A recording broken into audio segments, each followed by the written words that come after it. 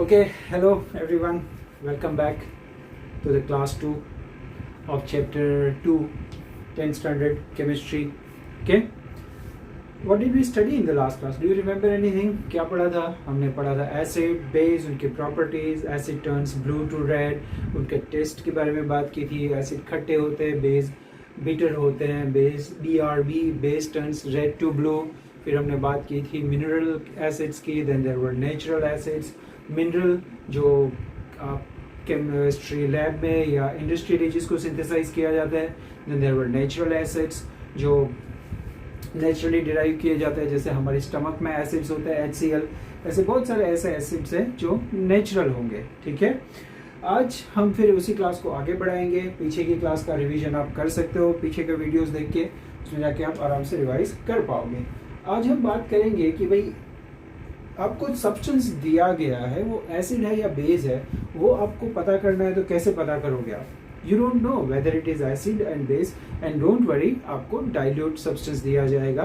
Concentrated नहीं होगा कि even by mistake if you spill it on someone या आपके ऊपर भी गिर जाता है तो कोई इतना प्रॉब्लम नहीं हो सकता है. ठीक है, सो डाइल्यूट आपको कोई सब्सटेंस दिया है, कोई लिक्विड दिया है, and you don't know whether it is acid और base, then you need some help.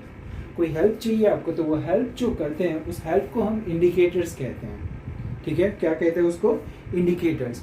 So indicators helps you understand, helps you know whether the substance given to you is acid और base. कैसे करेंगे? कौन कौन से ऐसे indicators है? काफी सारे इंडिकेटर्स है. जैसे सबसे कॉमन एक फिनोल्फथैलीन है. Then there is a blue litmus solution, red litmus solution, then there is methyl red, methyl orange, litmus paper आते हैं. तो ये सब जो है ये केमिकल्स हैं और ये सारे इंडिकेटर्स है. देन देयर आर ये कलर चेंज से आपको बताएंगे कि जो आपको सब्सटेंस दिया गया है वो एसिड है या बेस है. कैसे कलर चेंज हो जाएगा उसका. ठीक है, even turmeric, petunia leaves, petunia, Google it out, पता चल जाएगा. पेटूनिया लीव्स है. हल्दी, टर्मरिक मतलब हल्दी, घर में जो खाने में हम हल्दी डालते हैं उसी हल्दी की हम बात कर रहे हैं. So even that is an indicator, वो भी है. और कुछ इंडिकेटर्स ऐसे हैं जो जिसकी स्मेल चेंज हो जाती है एसिडिक या बेसिक मीडियम में. ठीक है, सो ऐसे इंडिकेटर्स की अगर हम बात करें तो ऐसे इंडिकेटर्स में क्लोव ऑयल है, ओनियंस है, प्याज है. ठीक है, वनीला एसेंस है. तो ये सब जो इंडिकेटर्स है those are called olfactory indicators. क्या कहते हैं उनको? Olfactory indicators. ये आपकी एक्टिविटी 2.2 NCERT टेक्स्ट बुक में दिया हुआ है. ठीक है, so olfactory indicators, their odour, ODOUR, odour और that smell changes in the either acidic और बेसिक मीडियम. और दूसरे होते हैं जो मैंने आपको बताए थे, blue litmus solution, red litmus solution, then there is methyl orange, methyl red, phenolphthalein, petunia, then this turmeric. ये सब जो है ये कलर चेंज से आपको बताते हैं कि जो सब्सटेंस आप यूज कर रहे हो या आपको जो दिया गया है वो एसिडिक है या बेसिक है. ठीक है, ओके. सो उनको तो वैसे indicators, lets study few of them. जैसे सबसे पहले इसमें एक लिटमस सॉल्यूशन है. तो लिटमस सॉल्यूशन एक नेचुरल इंडिकेटर है. Then there is this methyl orange. ठीक है, so litmus solution purple dye होती है which is extracted from the lichens. It is lichens. I don't know what is it is. I guess is an algae. You can find it out with the help of the biologist, or you can again Google it out. Lichen. It's an algae. तो जिसमें से ये extract किया जाता है. Then red cabbage, purple cabbage, ये salad में ये मायोनीज एंड खजूर और उसके साथ इसको थोड़ा एक स्वीट सा सैलेड बनता है. सो उसमें ये पर्पल रेड कैबेज टाइप जो होता है that is also there. Then coloured petals of petunia हम अभी देखते हैं. सो ये आपकी एक्टिविटी 2.1 है NCERT टेक्स्ट बुक में, पेज नंबर 18 पे. ठीक है, सो देखोगे आप उसमें तो आपको दिया हुआ है कि अगर हम लेते हैं सपोज ब्लू लिटमस सॉल्यूशन, तो ब्लू लिटमस सॉल्यूशन अगर आप लेते हो, चलो ये मैंने लिख दिया AM that is acidic medium, और ये हो गया BM that is basic medium. Acidic medium किसके लिए है ध्यान रहे आपको. ये फिर थोड़ी देर के बाद आप AM PM करने लग जाओ. BM को आपने अच्छा PM ही कर दिया, शाम हो गई आपकी. ठीक है, ये यहाँ पे कौन सा है? बेसिक मीडियम है. तो अगर हम ब्लू लिटमस सॉल्यूशन की बात करते हैं तो एसिड AbR मैंने आपको लास्ट क्लास में पढ़ाया था, acid turns blue litmus to red. So acid इस ब्लू को कैसा कर देगा, रेड कर देगा, लेकिन बेस उसको कोई चेंज नहीं करेगा। So base has no change, no effect on the blue litmus solution. ठीक है, फिर अगर हम लेते हैं red litmus solution, okay, I am writing down here first all the indicators that we are here going for. Then it is phenolphthalein. This is a very common one, phenolphthalein. Okay. Then it is, what is next? Methyl red. Then it is methyl orange. Well, ये आपकी NCERT text book में सारे indicators इन्होंने use नहीं किए। I have added some here from my side as well. So as I have told you in the last class also that you don't have to go for n number of books. I will take that trouble. आपको एक ही trouble करनी है, बस इसको पढ़ना है, बस और कुछ करने की जरूरत नहीं है। ठीक है, चलिए भाई, एसिडिक मीडियम में ब्लू लिटमस AbRb याद करना था आपको। लास्ट लाइन में क्लास में बोला था मैंने AbRb तीन को साथ में लेके चलो। Acid turns blue to red, तो ये एसिड था, ब्लू टू रेड हो गया, एंड बेस रेड है, रेड को ये बेस कैसा कर देगा, उसको ब्लू कर देगा। एसिड यहाँ पे नो चेंज, इस एसिड उस पे कोई असर नहीं करता है। ठीक है, एसिडिक मीडियम रेड लिटमस को कोई असर नहीं करेगा, रेड लिटमस सॉल्यूशन को। फिनोल्फ्थैलीन अगर एसिडिक मीडियम में है तो फिनोल्फ्थैलीन अगेन कोई इफेक्ट नहीं रहेगा और वो कलरलेस ही रहेगा। आपका जो सॉल्यूशन होगा एसिडिक मीडियम, वो कलर उसका चेंज नहीं होगा। हाँ, लेकिन अगर बेस दिया है आपको NaOH, COH twice, AlOH thrice, अगर आपको बेस दिया होगा तो बेस में फिनोल्फ्थैलीन का कलर कैसा हो जाएगा, पिंक कलर में कन्वर्ट हो जाएगा। अगर आप फिनोल्फ्थैलीन ऐड करोगे बेसिक सॉल्यूशन के अंदर तो कैसा कलर हो जाता है उसका, पिंक कलर हो जाएगा। ठीक है, और मिथाइल रेड है तो मिथाइल रेड येलो कलर का हो जाता है एसिडिक मीडियम के अंदर, और इधर ये बेसिक मीडियम में रेड हो जाएगा। तो देखो, मिथाइल रेड का कलर रेड ही रहता है बेसिक मीडियम में, लेकिन अगर एसिडिक मीडियम होगा तो उसका कलर येलो कलर हो जाएगा। ठीक है, हल्दी के जैसा कलर हो जाएगा। मिथाइल ऑरेंज यहाँ पे रेड हो जाता है, ऑरेंज से ये मिथाइल ऑरेंज रेड कलर का हो जाता है, और इस केस में ये येलो हो जाएगा। तो इस तरह से बस ये दोनों एक्सचेंज कर लेंगे। पहले तूने लाल किया था, अब मैं इसको लाल कर दूंगा। समझ में आ गया? This is how this to indicators changes that colour in the presence of the acidic as well as in the basic medium. अब टर्मरिक देखो, टर्मरिक अगर हल्दी वाला कपड़ा है तो उसमें एसिड गिरता है तो उसमें कोई चेंज नहीं होगा। अगर आप लेट से कि खाना खा रहे हो, स्कूल में आप कहीं खाना खा रहे हो, आप घर पे खाना खा रहे थे, हल्दी वाला खाना गिर गया, उसमें एसिड गिरेगा तो चलेगा, कोई चेंज नहीं होगा। हाँ, लेकिन अगर बेस गिरता है तो हो सकता है कि आपका जहाँ पे भी हल्दी वाला खाना गिरा था या दाल गिरी थी वो रेड कलर का हो जाएगा। ठीक है, तो that is the turmeric. So turmeric here is also your indicators. ये सब क्या है मैंने ऊपर टाइटल नहीं लिखा है, लेकिन आपको ये पता होना चाहिए कि ये सब कौन होते हैं, इंडिकेटर्स। और ये इंडिकेटर्स कौन से हैं? ये सारे इंडिकेटर्स कलर चेंज वाले हैं। इनका कलर चेंज होने से हमें पता चलेगा कि जो सब्सटेंस हम देख रहे हैं या सब्सटेंस जो हमको दिया हुआ है वो एसिड है या बेस है। ठीक है, so next last is the petunia leaves. जो इस एसिडिक में इनका कलर जो है वो रेडिश पर्पल साइड में चला जाएगा। ठीक है, the colour here is reddish purple, एकदम रेड साइड में रहेगा। And in the basic medium, this here turns to the violet one. Basic medium में कैसा हो जाता है, इसका कलर violet हो जाता है। समझ में आ गया? ठीक है, तो ये सारे indicators, blue litmus solution, red litmus solution, okay, ये SOL के N के ऊपर मैं लिखता हूँ सॉल्यूशन। तो एक चीज आएगी आपको स्कूल में जब देखोगे तो लिटमस पेपर देंगे, तो ब्लू लिटमस सॉल्यूशन ले लो, लिटमस पेपर ले लो, दोनों एक ही कलर, दोनों एक ही तरह का चेंज दिखाएंगे। मतलब ऐसा नहीं होगा कि ब्लू लिटमस सॉल्यूशन आपने लिया तो एसिड के साथ वो रेड हुआ, तो ब्लू लिटमस पेपर लोगे तो बोलेगा नहीं यार मैं तो लिक्विड नहीं हूँ, मैं पेपर हूँ, मैं अलग तरह से बिहेव करूंगा। ना, उसका सब जो भी कलर चेंज होगा वो एग्जैक्टली ब्लू लिटमस पेपर ले लो, रेड लिटमस पेपर ले लो, ये इसी तरह से इसका चेंज इन कलर हो जाएगा। समझे आप? That's great. ये तो हो गए इंडिकेटर्स। कौन से इंडिकेटर्स थे? वो जो कलर चेंज दिखा रहे थे। तो फिर दूसरे इंडिकेटर्स हमारे कौन से हैं? दूसरे इंडिकेटर्स कौन से हैं? मैंने बताया आपको थोड़ी देर पहले, that is olfactory, OLFACTORY। Olfactory indicators क्या करेंगे? आई होप ये कलर वीडियो में विजिबल हो, बिकॉज थोड़ा सा फेंट है और थोड़ा कलरफुल इफेक्ट देने के लिए मैंने यहाँ पे इसको पकड़ लिया है। ऑल्फैक्टरी इंडिकेटर्स, ऑल्फैक्टरी इंडिकेटर्स का क्या होता है? उनका ऑर्डर और you can say smell changes, ठीक है, इन AM that is acidic medium या फिर बेसिक मीडियम में उनका ऑर्डर या स्मेल चेंज होते हैं। कौन से 3 एग्जाम्पल मैंने बोले थे? अगर याद हो तो क्लास की शुरुआत में मैंने बोला था clove oil, then there is this onions, then this vanilla essence. Okay, तो ये 3 जो अपने इंडिकेटर्स है, इस इंडिकेटर्स को हम ऑल्फैक्टरी इंडिकेटर्स कहते हैं। क्यों ऑल्फैक्टरी? क्योंकि ये इनकी स्मेल चेंज हो जाती है। लेट्स से कि आपने क्लोव ऑयल लिया, घर में कई लोगों के घर में ये क्लोव ऑयल होता है। ओनियंस सबके घर पे होते हैं, ठीक है, कभी सस्ते होते हैं, कभी भयंकर महंगे भी होते हैं। अभी लॉकडाउन में 50-60 रुपए भी लोगों ने बेचा है इसको। इट्स ए कॉमन कमोडिटी, हर किसी को चाहिए होता है, चाहे वेजिटेरियन हो या टंगड़ी कबाब वाले, ठीक है, सबको ओनियंस चाहिए होता है, मजा ही उसी से आता है।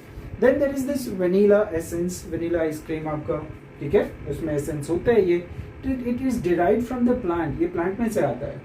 अब क्लोव ऑयल में मान लो कि एक कपड़ा लो आप, एक कपड़े के अंदर थोड़ा सा क्लोव ऑयल स्प्रिंकल कर दो, थोड़ा सा स्प्रे कर दो उसको।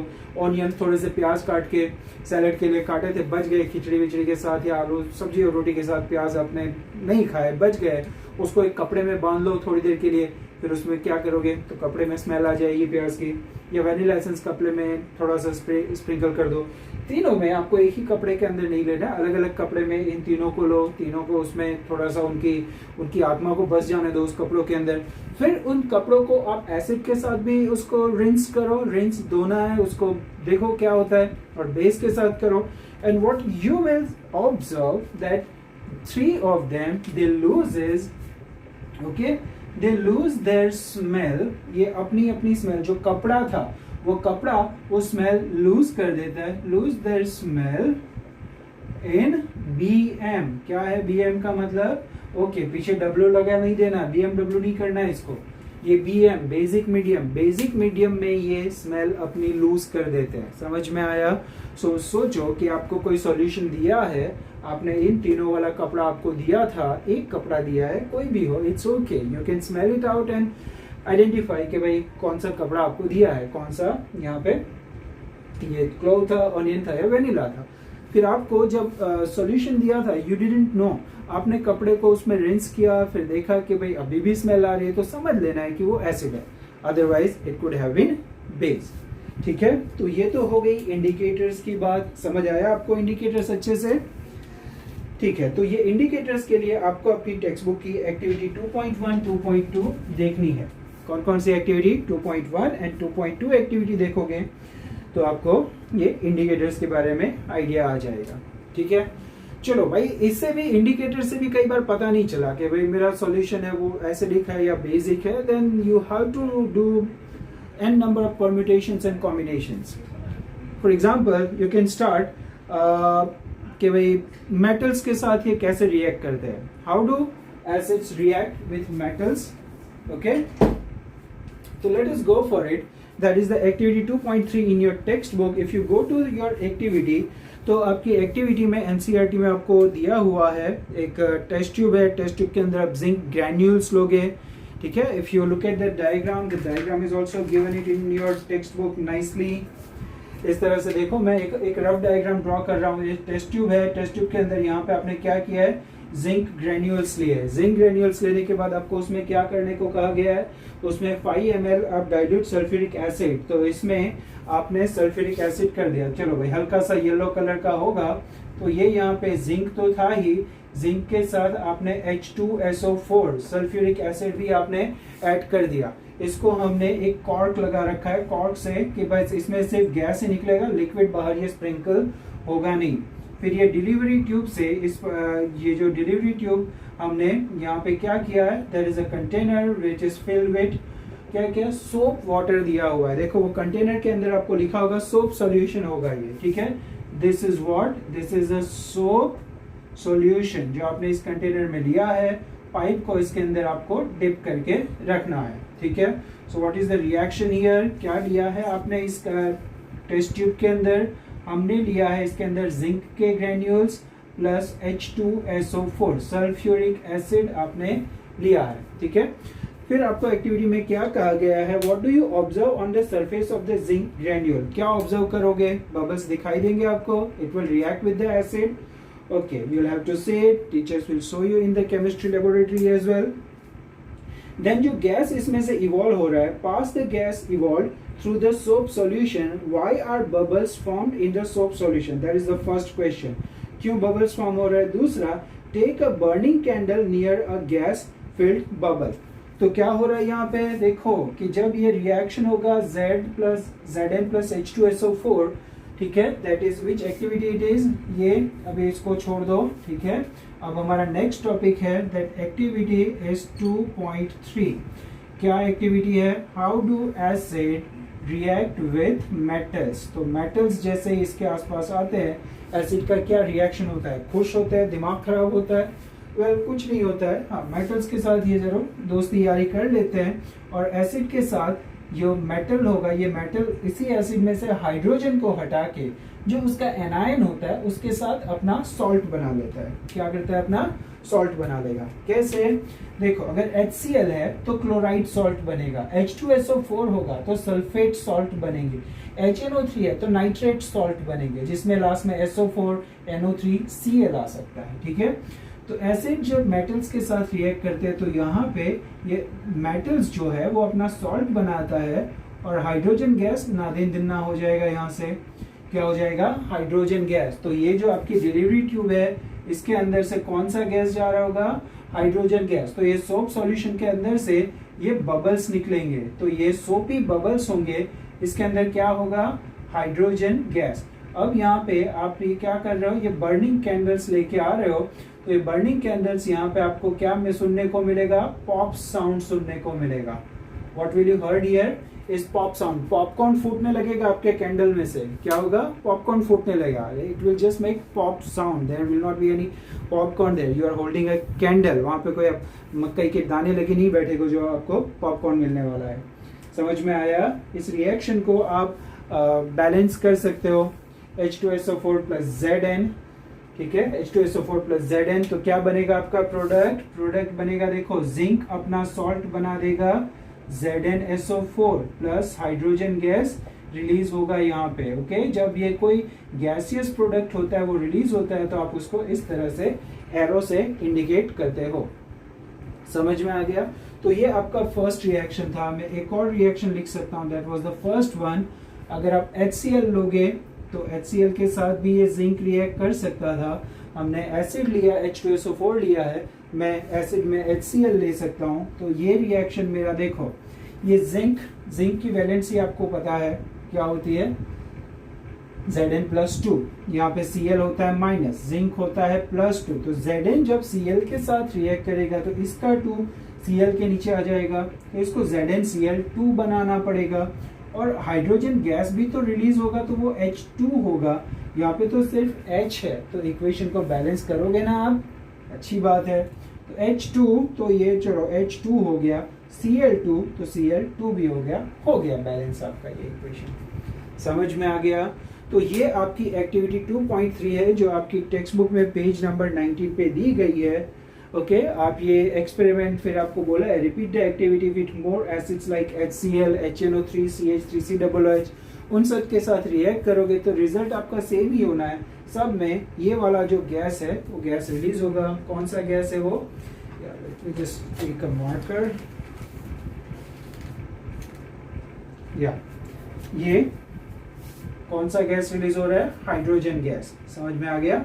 मैं यही रिएक्शन HNO3 के साथ करता, HNO3 plus zinc, then ZnNO3 बनता, ठीक है, ZnNO3 ट्वाइस बनता, जिंक नाइट्रेट, और वो नाइट्रेट सॉल्ट कहलाता। तो आप ये सॉल्ट हो जाएंगे, क्लोराइड सॉल्ट होगा, ये सल्फेट सॉल्ट होते हैं, तो सॉल्ट्स क्या है, क्योंकि हमारे चैप्टर में सॉल्ट्स भी तो है, अभी तो हम सिर्फ एसिड बेस की बात कर रहे हैं, बाद में सॉल्ट में भी आएंगे। सॉल्ट में अपना आगे मेटल होगा और उसके बाद जनरली ये SO4 टाइप कंपाउंड हो गए। आप बोलोगे सर हाइड्रोजन, नो, हाइड्रोजन तो एसिडिक है। हमारे मेटल्स होंगे, फॉर एग्जांपल MgSO4 तो ये मैग्नीशियम सॉल्ट हो जाएगा, CaSO4 that will be the calcium salt. तो सॉल्ट में जो अपना एनायन है वो generally SO4-2, NO3-, Cl-, Br-, I-, chlorine, bromine, iodine, ठीक है, फ्लोरीन भी आएगा। देन तो ये chloride, bromide, iodide, fluoride salt होंगे। ये एनाइंस आएंगे, ये सिंगल वाले तो पीछे आइड आ जाता है, क्लोराइड, ब्रोमाइड, आयोडाइड। बाकी सब में सल्फेट आता है, इवन ये आएंगे PO4-3 phosphate, sulphate, phosphate, NO3- nitrate. तो ये सब अपने सॉल्ट्स होंगे, ठीक है, ओके। सॉल्ट अभी हमें बाद में डिस्कस करना है। हम जो रिएक्शन देख रहे थे यहाँ पे कि एसिड्स मेटल के साथ कैसे रिएक्ट करते हैं। तो कैसे रिएक्ट किया, जब भी एसिड मेटल के साथ रिएक्ट कर रहा है उसमें से हाइड्रोजन गैस को हटा देगा है, मतलब जो मेटल था, जो आपका एसिड था सॉरी, उसमें से हाइड्रोजन को हटा देता है। देखो HCl में से हाइड्रोजन को हटा दिया और उसके बदले खुद बैठ जाता है। तो उसके पीछे कौन रिस्पॉन्सिबल है? The reactivity series is responsible for that. Reactivity series क्या होती है? Reactivity series is the series which gives you an idea of which metal can replace which metal in a given reaction. जैसे ये reaction है, इस reaction में मैंने zinc plus 2HCl लिया है, तो जिंक हाइड्रोजन से ज्यादा रिएक्टिव है, इसलिए ये रिएक्शन हुआ और ZnCl2 बना। On the other hand if I write this equation, see अगर मैंने ये इक्वेशन ऐसे लिखा होता NaCl प्लस जिंक, तो यहाँ पे रिएक्शन पॉसिबल नहीं होता। क्यों? क्योंकि सोडियम रिएक्टिविटी सीरीज में टॉप में आता है। Potassium and sodium are two most reactive metals और elements in the periodic table. वो इतने रिएक्टिव है कि they even catch fire in air. हवा में भी आप उसको ज्यादा देर तक खुला नहीं रख सकते हो, नहीं तो वो फायर कैच कर सकते हैं। इसलिए इनको कहाँ रखा जाता है? इनको केरोसिन के अंदर रखा जाता है। They react very vigorously with water. अब पानी में भी डाल देते हो तो पानी में भी हिसिंग साउंड करके ये जल जाता है, एंड लाइक पॉपकॉर्न की तरह या छोटे फटाके की तरह फूटता भी है, and it catches fire. So it is a risky job, या so that is why this sodium and potassium, which are two very reactive metals, we don't keep it in water, we don't keep it in air open, we keep it in kerosene. Kerosene is a hydrocarbon. They don't like oxygen. Oxygen आती है उनका दिमाग खराब हो जाता है और उनके साथ वो रिएक्ट करके बस आग गले लग जाए वाली सिचुएशन करके बस आग लगा देते हैं, खुद को आग लगा देते हैं। They are self-destructive in the presence of oxygen. तो क्या करते हैं फिर इसको? कुछ नहीं, रख देते हैं केरोसिन के अंदर। Kerosene are hydrocarbons. हाइड्रोकार्बन मतलब हाइड्रोजन है और कार्बन है उसके अंदर, देयर इज नो ऑक्सीजन। तो उसमें उनको सेल्फ डिस्ट्रक्शन का मौका नहीं मिलता है, तो बेचारा बहुत दुखी हो जाते हैं। तो इसलिए जब उनको निकालते हैं केरोसिन के अंदर से, तो फिर उसको स्टार्च पेपर, टिश्यू पेपर के अंदर थोड़ी देर रखा जाता है, जिससे जो केरोसिन वो सोक हो जाए उसमें, and then you can use them. And they are very soft metals, you can easily cut them with knife. आप दांत से भी ऐसे करके तोड़ सकते हो, बट वो एफर्ट नहीं लगा सकते, मुंह में ही फट जाएगा, वो मुंह में आग लग जाएगी, गीला होगा ना, इट डजंट लाइक वाटर, ऐसे ही प्रॉब्लम है।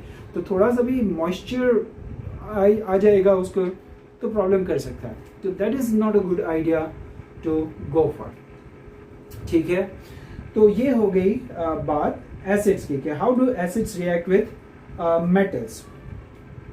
एंड पॉप टेस्ट आपने देख लिया कि पॉप टेस्ट क्या था, कि जब आप बर्निंग कैंडल इस कंटेनर के पास आप लेके आ रहे थे, तो जो गैस सोप बबल्स के अंदर था, आपने सोप सॉल्यूशन लिया ना, तो हाइड्रोजन गैस वहां पे बुलबुले फुला के, वो बुलबुलों के अंदर हाइड्रोजन की आत्मा बसी हुई है। तो जब आप कैंडल लेके जाओगे वहां पे pock pock pock pock popcorn का साउंड आने लगेगा। समझ में आ गया? It Burns with a pop sound which shows the presence of the hydrogen gas, ठीक है। उसी तरह से let's talk about the base. Do bases react in same way? Well, not all bases form their salt. Remember, not all bases remove the hydrogen, ठीक है। For example, zinc अगर NaOH के साथ आप लोगे तो Na2ZnO2 salt बनता है, ओके, NaOH प्लस जिंक करते हो तो आपको सोडियम जिंकेट सॉल्ट बनेगा और हाइड्रोजन गैस उसमें रिलीज होगा।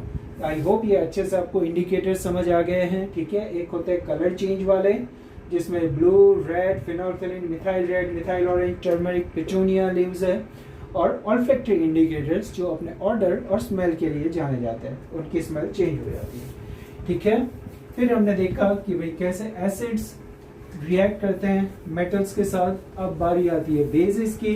बेस में बहुत सारे बेस मेटल्स के साथ हाइड्रोजन गैस रिलीज नहीं करते हैं, so there are few exceptions, and one of them here is the 2NaOH, right? You can balance this reaction. So क्या करेंगे हम, इवन बेस प्लस मेटल करोगे आप तो यहाँ पे जो मेटल होता है उसी का सॉल्ट होगा। रिमेंबर, सॉल्ट में एक हमेशा मेटल होगा और दूसरा एक एनायन हो सकता है, क्लोरीन, ब्रोमीन, आयोडीन टाइप, या ग्रुप ऑफ एटम्स हो सकता है, जैसे SO4-2, तो उसमें सल्फेट भी है, ऑक्सीजन भी है, तो ग्रुप ऑफ एटम्स हुआ ना, तो वो पूरा ग्रुप ऑफ एटम का एनायन हो सकता है, जिसका पॉलीएटॉमिक एनायन 9th स्टैंडर्ड में आप पढ़ चुके हैं।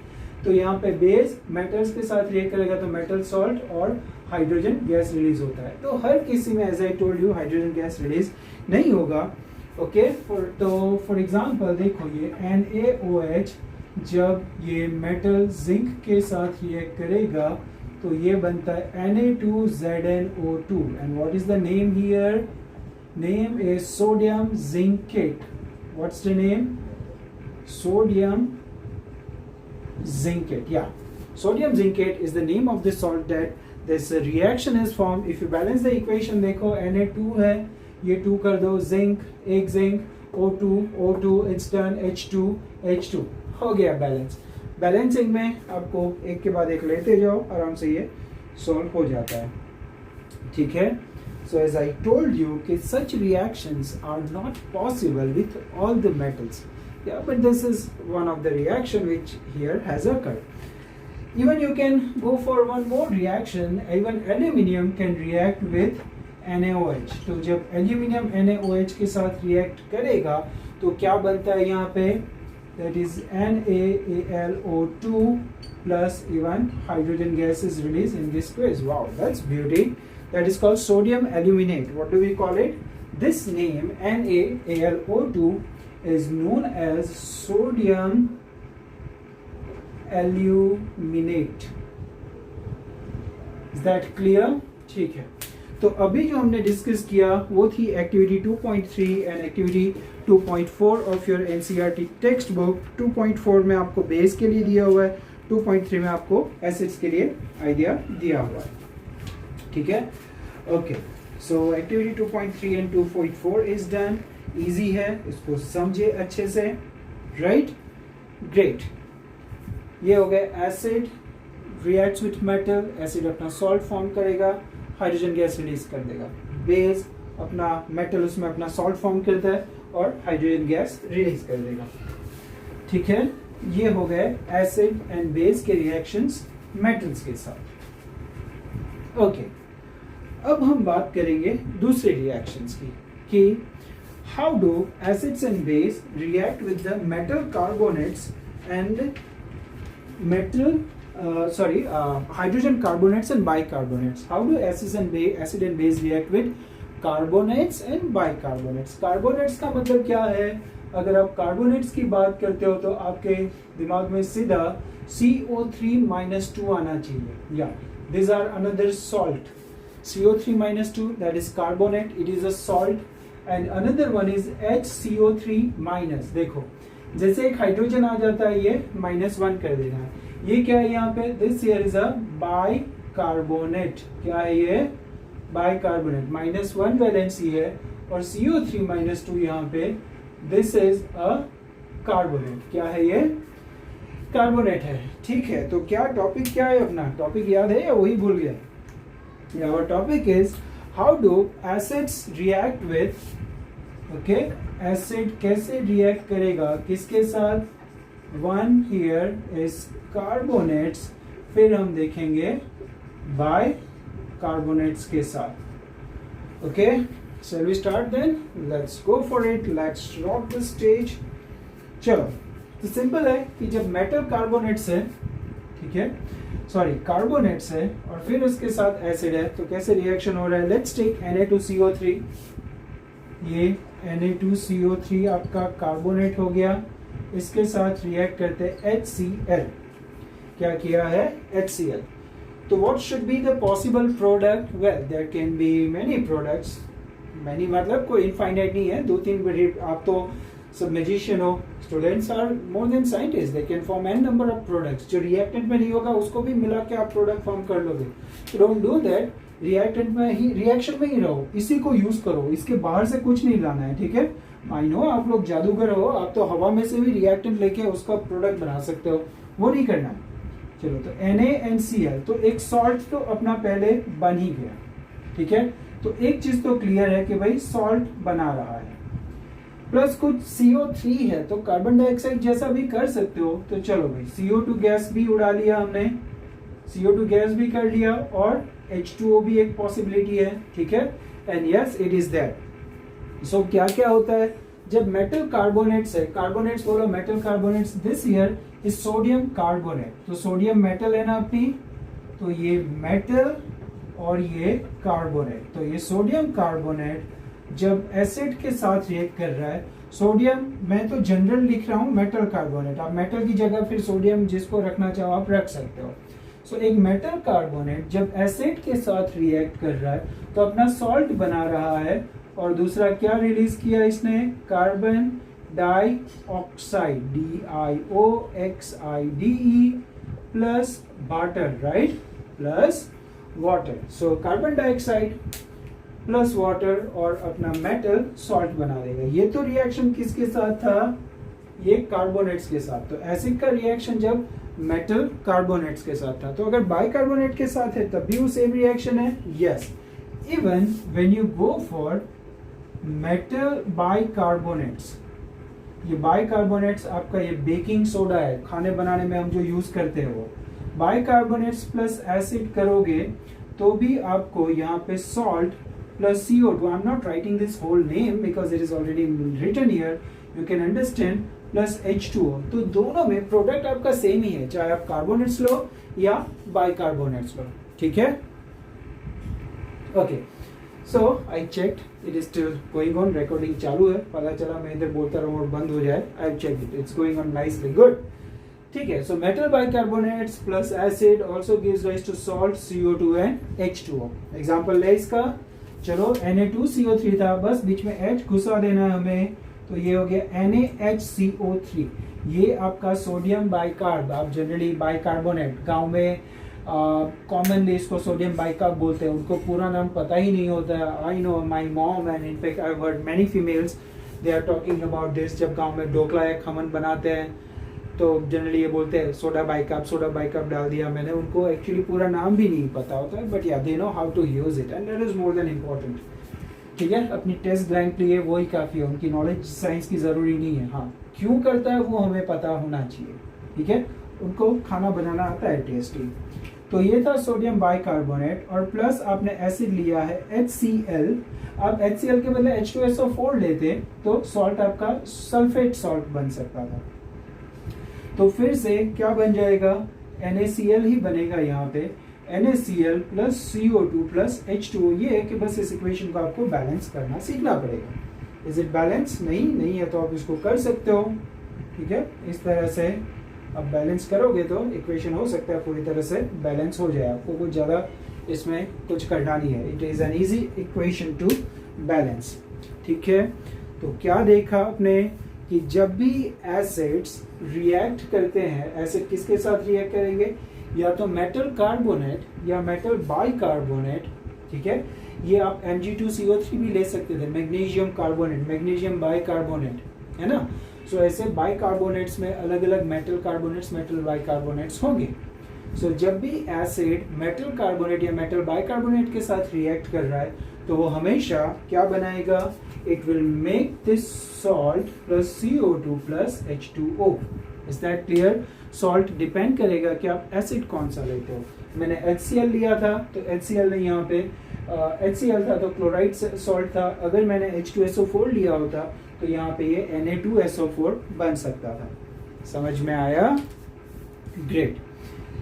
ये हो गया अपना reactions of metals, reaction of acids with the metal carbonates and metal bicarbonates. That is your activity 2.5, page number 20 in your NCERT textbook on the left hand side. Well, इसके बाद ये एक्टिविटी खत्म नहीं हो रही है। रिमेंबर, ये CO2 है, इस CO2 यहाँ पे एक बड़ा खिलाड़ी है।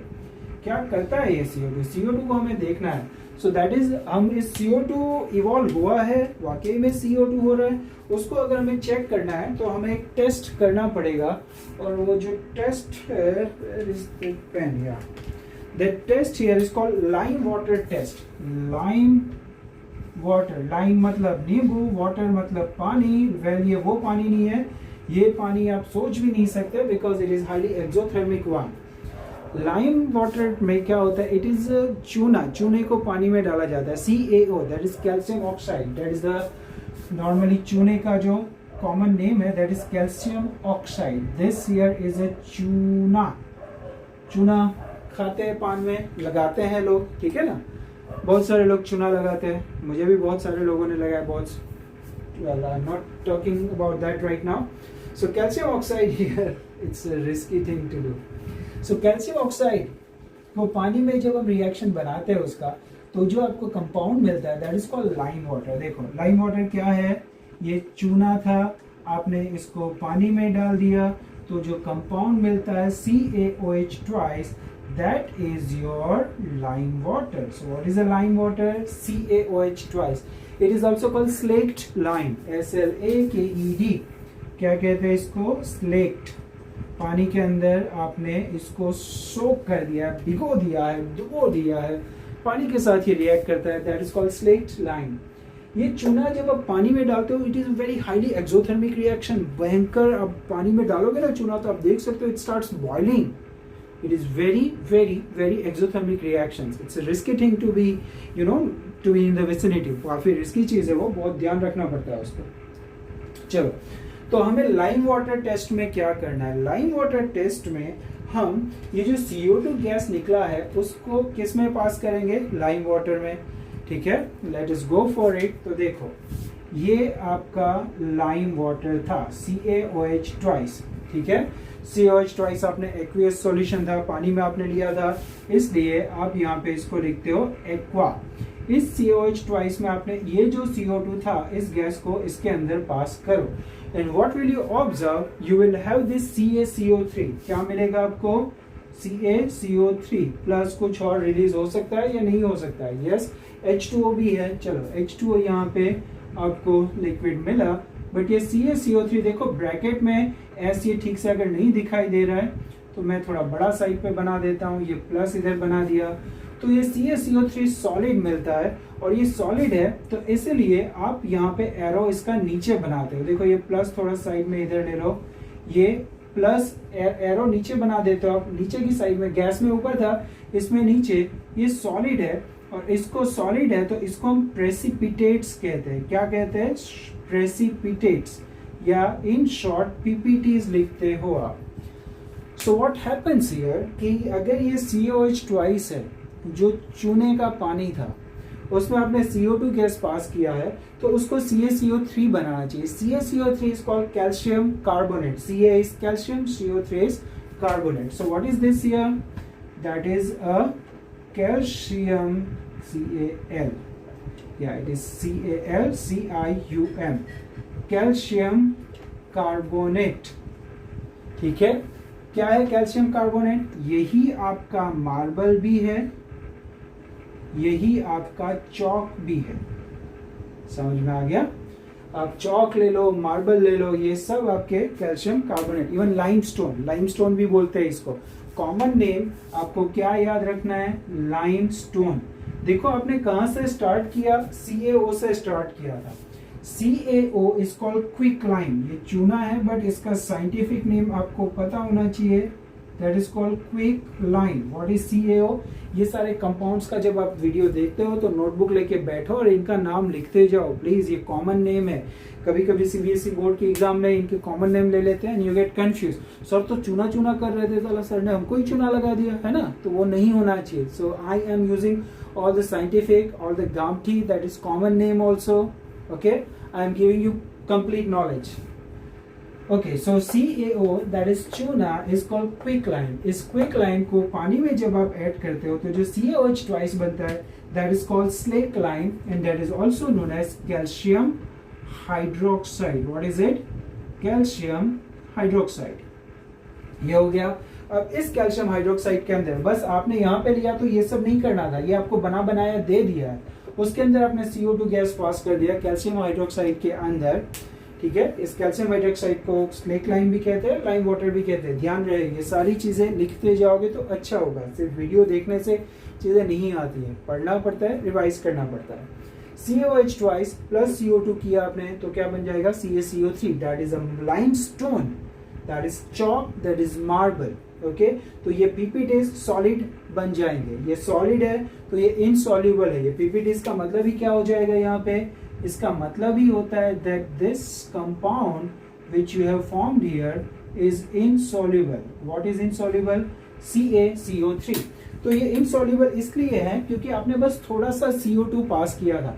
Now you keep continue the process. आप CO2 अगर पास करते ही जाओगे. अब मैं ये ऊपर वाला पार्ट रब कर रहा हूं, ठीक है, तो अब बस इधर नीचे ही रहे, हम कार्बोनेट्स के साथ रहे आप लोग.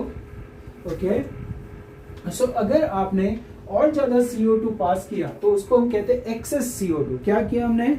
On passing excess CO2 what will happen? On passing excess CO2 दो चीजें होंगी यहाँ पे. एक तो कार्बन डाइऑक्साइड आपने ज्यादा पास कर दिया, तो first thing and the final, the most important things happens here. This CaCO3 is converted into, that was the insoluble one, right? That now insoluble PPTs are converted into the soluble, and that is calcium bicarbonate. तो चलो, ये CaOH twice तो आपने शुरुआत में लिया था. एक CO2 था, अब आपने एक्सेस CO2 आप पास करते गए. ठीक है, ये प्रोडक्ट आपका बन गया था. रिमेंबर, ये प्रोडक्ट बीच में CaCO3 बनता है. सॉरी, ये आपको CaCO3 लेना था. ये CaCO3 प्लस H2O. तो आप बोलोगे सर हमें तो इसमें करना था. इसमें आपने CO2 पास किया, ये बन गया. अब ये CO2 पास करते करते ये प्रोडक्ट बनता गया. ये बनते बनते उसमें और CO2 आ रहा है. तो और CO2 जब इसमें एक्सेस CO2, ये वाला जो एक्सेस था ये इधर आ गया और ज्यादा, तो आप जब ये बना रहे हो तो ये CaHCO3 ट्वाइस बनता है और इसका नाम आप समझ सकते हो, that is calcium Cl, calcium by carbonate. पहले आप सिर्फ मेटल को लोगे तो ये कैल्शियम HCO3 मतलब बाई कार्बोनेट है, और ये पहले वाला इनसॉल्युबल था, ये यहाँ पे पानी में सॉल्युबल हो जाएगा. समझ में आ गया? That is soluble inside the water. So that was your activity 2.5, the reactions of metals, metal carbonate or metal bicarbonate with the help of with the acids. तो क्या हुआ? पहले salt CO2 plus H2O, और उसमें जो CO2 निकला है उस CO2 का हमने concrete proof ले लिया with the help of the lime water test. और इसके ऊपर क्वेश्चंस आपको NCERT एग्जाम में पूछे जाते हैं. X is a compound. देखो कैसे करते हैं. X is a compound when which is mixed with water, the reaction is very exothermic. Yes, I told you it is highly exothermic. ये COH ट्वाइस जो बनता है इसको आप डेल्टा लिख सकते हो, या प्लस हीट लिख सकता हूँ कि यहाँ पे बहुत सारी हीट रिलीज होती है. तो X compound when is added to water, Y is formed in which, तो ये आपका Y हो गया, ये X हो गया. Y is formed in which when CO2 is passed, Z compound is formed which is water insoluble, तो ये आपका Z हो गया. ठीक है, and when excess CO2 is passed, A compound is formed and that A will be your CaOH twice. समझे आप? तो इस तरह से इससे रिलेटेड क्वेश्चंस NCERT एग्जाम में पूछे जाते हैं. तो अब हम ये 2.5 एक्टिविटी खत्म करते हैं. Now in the next class we'll talk about other activities and the other properties of the acids and base. Okay, thank you, keep watching. इसको like करो, subscribe करो. I need to make my subscriber base, please. Thank you very much. I hope you are enjoying it.